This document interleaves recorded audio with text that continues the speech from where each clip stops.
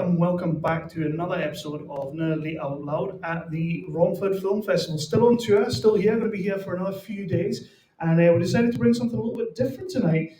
Normally we've been talking to the filmmakers and everything out there, but now we're talking to someone who kind of puts the magic in movies. We're talking to Mr. Steve Braund of Mind Magic Studios, and as you can see, these wonderful creations. Steve, tell us a little bit about yourself. Hi. So, as you say, I run a little company called My Magic Studios. Been doing it for a few years now. It's really what we do is anything from kind of small props, small prosthetic wounds, bullet wounds. But my major interest, really, since I was a kid, has always been masks. So I love, I love to create a silicone mask. Is my real passion, I guess. And as you can see, we've got some of the masks here that we'll be talking about in a second. But what was it about masks, creature masks, and all that kind of thing as a kid that really got you thinking, I want to make these? Yeah, do you know, that's a really good question. I I have a very, very clear memory as a kid. I guess, first of all, I've always been fascinated by the idea of you can pick up a mask and put it on, and it for a lot of people, me included, it can physically transform you. You become that character when you're wearing the mask. And I remember when I was very young, well, I can tell you how it would have been in 1982, so I would have been 9 actually. I'll give my age away. So I remember my cousin had a latex ET mask, because ET had just come out. And I saw it, and I'd never seen anything. Up until then, I'd just seen like the plastic mask with a bit of elastic around the back. They used to break and ping around. You remember them? They used to cut. They were really sharp plastic. Remember, they used to cut into your skin. And then I saw this latex mask, and it was like, it didn't. But to 9-year-old me, I was like, it looks like it's come out of the mill, out of the film, out of a movie. I've got to have that, you know. So yeah, I think it probably started around about then. You're absolutely right as well, because earlier on I put a picture on Instagram and everything. You were running around with who's this? It's Uncle Bingo, this good-looking chap, Uncle Bingo. Yeah. Chap. He seems to have taken on a life of his own. I wanted to do a scary clown, because who doesn't love a scary clown? And I had this kind of mad, I don't know really, this kind of a cross between Marty Feldman and Terry Nuckett. I think. Again, I'm showing my age. But yeah, you put him on, and just this weird, I'm quite actually in real life, I'm really shy. But I put him on, and this mad thing just appears to, it felt like a weird question to ask you earlier when we stood at the stand, but I thought I'm just going to ask it because I do often wonder, like, people who do the creatures, like your Andy Circuses and everything, who kind of gets into that kind of thing. And it's like, genius, yeah. What is it that transforms you into something? You put it on, you can just be whatever you want. How cool is that? Yeah, it is, and that is why I love it. Yeah, it really can, and it can affect you.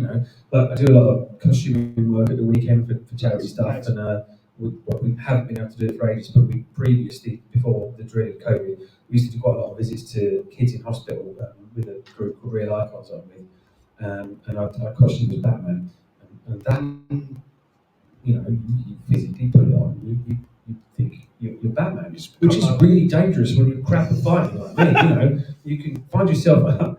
I had a picture once with a guy, a massive like bodybuilder guy, and he's come over. He's just like huge, really like bang. He's a foot taller than me, massive white. He's got. Can I have a picture, mate? I'm like, yeah, sure. So as the camera's gone to click. I've spun him round and I banged him up against this metal shop shutter that was behind. And as I'm doing it, the little bit of me inside my brain is still being gone. You're not Batman, you idiot. This guy's massive. He's going to rip you in half. But luckily, he kind of didn't. He just went. I could see his eyes. He almost like craps himself. So quickly, I've realised. Okay, this has worked. He's grabbed himself. He's back to me and gone, he had the picture and he's gone, no, you can shut my nose. He's walked off and I'm thinking, well, I'm going to run now before his brain catches up and goes, wait a minute, that's just the fact he's in a bat suit. I'm going to have him. And who doesn't want to be Batman? Who doesn't want to be Batman? And by the way, we have Batman here. You can kind of see it. We have the battle train. He's always looking in the shadows. We'll go mobile in a second and we'll get you a little bit of a closer look on these, but we have the Batman thing here. So what was the first mask that you did that you can remember doing and just being, that's amazing?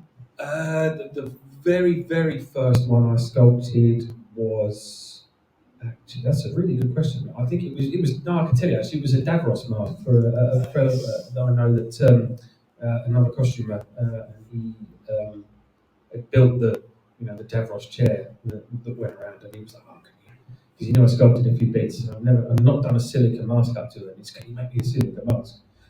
And I was, let's have a go. Why not? Yeah. So that would have been the first one. Yeah. Awesome. And then that just kept you going from there, just straight in. Yeah, it was kind of like once I finished it, and I was like, well, that came out all right, came out better than I thought it might do. And then I was completely bitten by the bug, and I started going on, as many training courses and watching the Stan. If anyone at home is interested in this sort of thing, have a look at the Stan Winston School. Neil Gordon's got some brilliant stuff online, some tutorials. There's a lot Stan of Winston. Stan Winston. Cheers. What has built? Yeah. And when did you realize, like, yeah, it's a passion. I love doing it. I do this Davos mask and everything. But when did you realize, you know what, this is going to be a career, and I'm going to really go for this? I guess really I got kind of transitioned from one thing to the other. So I used to work in IT years and years ago, and that job, what I used to do in IT, doesn't exist anymore because things have just moved on. And then I was a musician as well at the time at the weekends. So I thought, well, I can't do anything else apart from music, so I'll try and do that full time. And I did that for like a year or so. That was great. I was in an Iron Maiden tribute band, so I was running up and down the country pretending to be. I'm always pretending to be someone at the weekends. There's a pattern here, isn't there? I was pretending to be Bruce Dickinson, but then because my wife works, she's got thankfully a very sensible, good, decent job. She proper has her head screwed on, unlike me. And musician doesn't work at the week because she works in London all week, so I never saw her. So she was like, well, "What do you want to do?" I was like, "Sculpting." She was like, "Can I do some sculpting then?" So she's like super supportive and pushing massively, yeah. Massively. She seems it. We met her earlier. She's been with you all day basically, and she does seem really, really supportive of that, which is none of this would happen without her. Yeah. That's cool. That's cool. How long typically does it take you to do like one of these masks? Yeah, the Palpatine mask. Like, how long typically? It'll vary quite a lot. It depends on. So for Palpatine and the Keaton faceplate, when you're trying to get a likeness, that's quite difficult. For me, I find that very challenging. There are some great teachers in the UK. There's a guy called Richard Martin that is very, very good. There's a lady called Amelia Raycroft, whose course I haven't been on yet. I will be. She's a genius, so that takes time. I think, for example, the Keaton faceplate probably took about 2.5 years of solid sculpting. Sometimes the quickest I've ever done it is a week from start to finish on just the sculpt. Yeah. But it's dead on. I mean, the Keaton mask is absolutely fantastic. Thank you. Earlier, like, you see the cowl and everything, the cowl looks fantastic, but then when you actually see the facial, dead on. Thanks so much, man. And you do a lot of independent work through the film industry as well, and other higher profile, I'm guessing, as well. But what have we seen some of your work in? Well, not a huge amount yet. I've sold a couple of masks to a film out in LA that's just wrapped post-production, I think. So that'll be coming out. Obviously not allowed to say what it is. I can. It's a film called Flux. Yeah, it's a kind of psychological thriller. Nice. But I think it's not out yet. It's still kind of in production. But my favourite thing, without doubt, I've done recently has been a film called Manfish, which was screened here at the HorrorCon a little while ago. Back in February, wasn't it? Yeah, it was in February. Yeah. Which is currently doing the rounds as well. It's in distribution talks, I think, at the minute. Yeah. How long did Manfish take to create? Because that is, and what was the process with the filmmakers and the creatives? Like, did they just give you a remit and say go for it, or was it like? It was. I did a film previously. It wasn't Flux. It was a film for it, and it wasn't. It wasn't a good experience, and I kind of decided, you know what, I'm not going to do that. I'm going to just focus on my own stuff. And then Mark Coleman, the director, got in contact. Another mask maker very kindly recommended me. It wasn't his thing. He didn't do it. And initially I said, no, I don't really want to do it. And then Mark sent me a couple of drawings, and they kind of probably sort of 50-60% in my head fleshed out the character, but I could see him. He was like, I was expecting it to be like a kind of serious, but he's got real characters, like a bit gommy and a bit like, ooh. I love him. You know what? I do. I want to have a go at this, and it's the best decision I ever made because Mark and his team, absolutely brilliant, absolutely lovely, lovely guys and girls to a person. The manfish costume is awesome. It's the magic. I didn't do the costume. Yeah, they had a very talented team that put the rest of the costume together. But basically they sent me some production drawings, and it was quite a short time scale. But brilliant to work with. I kind of basically what I did is I got into a kind of a rough stage to this sculpt in the middle where you've got all your big shapes in the right place, and there were a couple of little changes early on. And then Mark was pretty much like, yeah, love that, go and finish him. And that was, so it was quite a tight turnaround that one, but brilliant fun. When it's out, go and see Manfish. Oh, absolutely. It is genuinely a joy to watch. Yeah. And then, of all the masks that you have done, when you look back at everything, is there one that you can remember when you've finally finished it and you've stood back and you've been like, oh, man, that's awesome? I'm gonna, you know what? I expect probably a lot of creative people say something. You tend to only see the things you got wrong. All right, no. My favourite one is always the one I've just done, and I've got one I've been working on for probably. God, it's one of those ones where it's on the shelf and I keep going back to it and doing little bits, and it's a fire demon, and it's kind of an interesting concept for me. So I think that'll probably be my favourite one when I finished it. But yeah. Sounds awesome. if you could like recreate any mask in any, I mean, I'm pretty sure you've done the ones you really want to do, but if there was any mask out there that you really wanted to recreate, which one would it be? Wow, that is a really good question. There's quite a lot. There's so many cool characters. I mean, that Nosferatu really is always been pretty high on my list. Not least because I think there's a new film coming out with Doug Jones very soon, isn't there? Yes. And the makeup for that is very cool. I'd do that because I'd like to kind of work my way around, and I'd like to have a crack on how would a Frankenstein mask look out of my head, and I've done a bit of an old fart, so I love the classic monsters really. So I guess it's safe to say in the landscape of movies right now, when we've got all this mocap and we've got all this CGI, you'd rather see the practical, physical thing. They just always look better on screen, don't they? And I look at I don't know, maybe it's controversial, so some people weren't happy with it, but I don't know if you've seen the book of Boba Fett. Yeah. You know how they bought Cad Bane? Yeah. I love that, and it's all practical. I thought that the lenses might be CGI, but it's not. The whole damn thing is practical makeup, and it's just so much better on screen. I kind of feel like you have to keep it. Yeah. I totally agree. Yeah. So you just mentioned the Fire Demon there, but what else are you working on there? Anything else? I've obviously got this guy to finish off. Yeah, I've got. I'm trying to get a range of resin faceplates as well, so they won't be silicone, they'll just be fixed. Kind of skull type things. I'm working on those. I'm talking to a couple of other companies as well about other product they might like to do, and at least 3 or 4 other silicone mask designs are fighting their way out of my head right now. But I'm it's clear. I can only make one mess at a time. Oh, definitely. Craig, you've got to finish one thing at a time, yeah. But if there was anyone out there who's watching at home, or anyone who's catching this on the replay or anything like that, what one bit of advice would you give to anybody who wanted to get into this?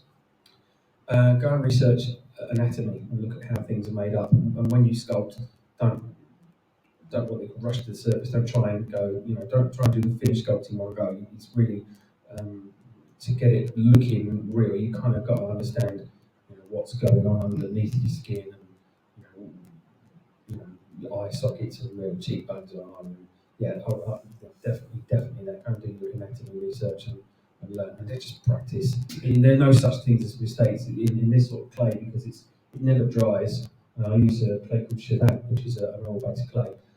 So just knock about with it. You can't. There are no mistakes. You can't get it wrong. And if you do get it wrong, you might end up with a happy accident. I had this, and earlier on when I was doing his lip, I kind of just put a bit of clay in the wrong place, and I looked up, and someone was talking to me, and I looked down, oh, that's not supposed to go. I quite like that. And Bob Ross, it's just a hairpin. So I left it. So it's safe to say you're a big child at heart. Massive, yeah. You got my number. Yeah, I love that earlier when you put the thing on and started running around the cinema. That was abs. And even like I said to Peter, I was kind of that is exactly what I would be like. Yeah, so, you would as well. You're welcome to put him on if you want to go. No. Maybe later. Let me get a drink.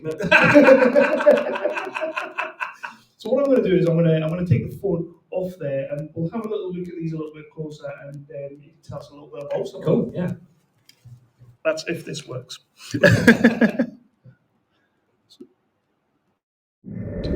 So, let's start with the Michael Keaton Batman, who you were absolutely 100% right, by the way, when you said earlier he is the best Batman. He is the best man. Yeah, absolutely. Couldn't agree more. How long does something like this one actually take you? So that was 2.5 weeks for the face. The cowl actually is moulded off of a mask that was taken off of a screen-used cowl.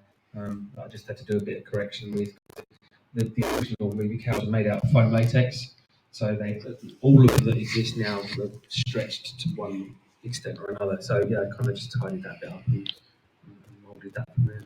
And then anybody who doesn't know this guy is just not a fanboy of anything. We go, Mr. See. I take it this is just what happens. You just put it on and you just transform. Sometimes you just need to look at it. That's amazing. So that's the Emperor, and how did you go about even starting with him? I mean, that's an iconic. Yeah, because again, that's one of my costumes that I wear with the 501st, so I've got like the full costume.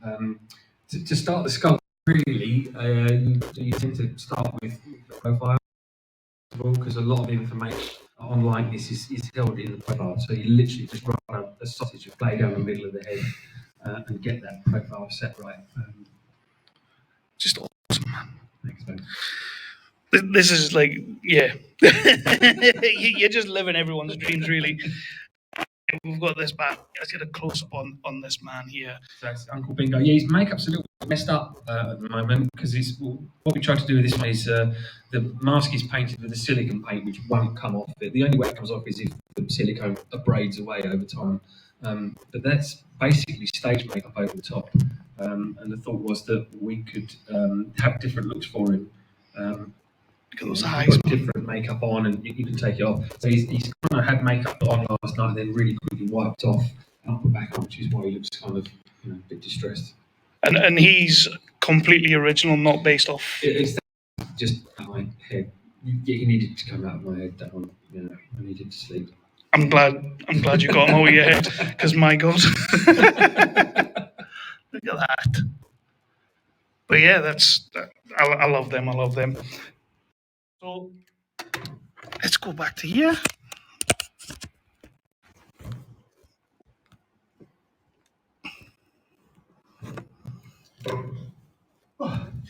Right. So first of all, thank you for coming on. Thanks for having me. Thank you for coming to the Romford Festival with all this and sitting with us. And you're here for a couple more days. Yeah, tomorrow, day after. Yeah, I'll just be sitting at my table when he wants to come and have a chat. I love that. It's lovely to sit. You do. It's one of those things that I love to see when somebody's like, because I've been to many like different Comic Cons and everything and conventions and things like that. You'll have things like this, but when you try and talk to them, they're not like they're just engrossed in what they're doing. Yeah. But you've been really talking to everyone, and that's you're interested in something, it's nice to share.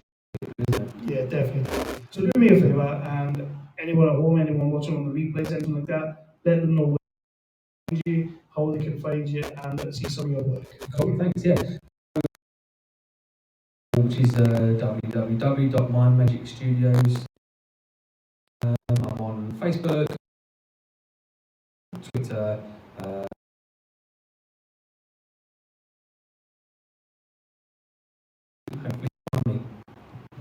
Awesome. And I'll put all the links and everything like that. Amazing. And all kind of things, some things. Because this is fantastic, Thanks so man. much, man. You are living the dream. Yeah, it's great fun. So much for coming on. Thank you. Cheers.